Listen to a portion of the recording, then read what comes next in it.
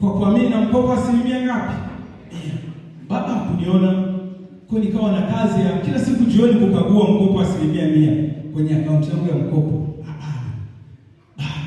Siku nimekaa jioni sasa, baba na muda mwingine kwa kina baba wana huruma sana.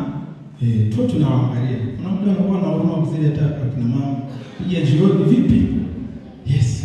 Siku moja nimekaa naangalia kwenye simu yangu, umelipiwa ada yote,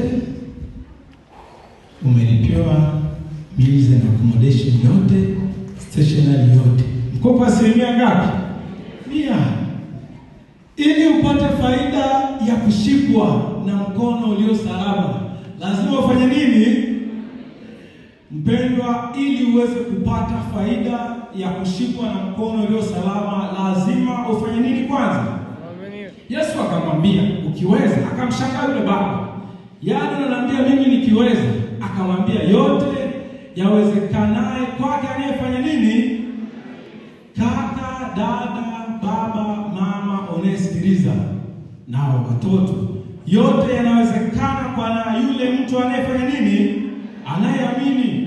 Yule baba baada ya kuambiwa, mstari wa 24, baada ya kuambiwa mstari wa 24, baba huyu akapaza sauti. Akapaza nini?